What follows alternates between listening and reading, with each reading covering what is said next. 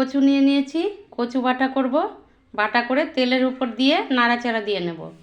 কচুর মধ্যে দেব দেখো টমেটো, পেঁয়াজ, রসুন, ধনিয়া পাতা, লঙ্কা, সর্ষে বাটা, এগুলো তো আছেই। কচুটাকে প্রথমে আমি এই গ্রেটারটা দিয়ে আমি গ্রেট করে নেব। কচুটাকে ঘষে নিয়েছি, পেঁয়াজ, রসুন এগুলো ঘষে নেব। টমেটো, পেঁয়াজ, রসুন আমি একবারে ঘষে নিয়েছি। ওই গ্রেটারটা দিয়ে লঙ্কা আর সর্ষে বেটে নেব।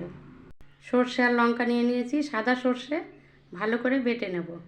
সর্ষে লঙ্কা বেটে নিয়েছি, ধনিয়া পাতাও কুচিয়ে দিয়ে দিয়েছি। একদম কুচি কুচি করিনি, একটু মোটা মোটাও আছে। এবার গ্যাসটা জ্বালিয়ে রান্নাটা করে নেব। লবণ হলুদও দিয়ে দিয়েছি একবারে। সর্ষে ফোড়ন দিয়ে দিচ্ছি।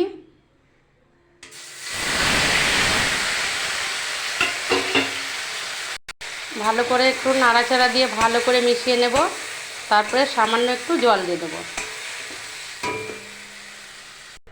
নাড়াচাড়া দিয়ে জল দিয়ে দিয়েছি।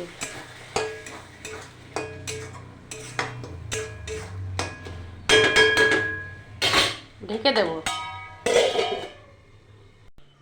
ঢাকনাটা খুলে নাড়াচাড়া দেব।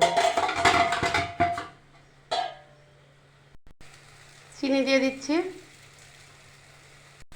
কচু বাটার রেসিপিটা তোমাদের কেমন লাগলো অবশ্যই কমেন্ট করে জানিও।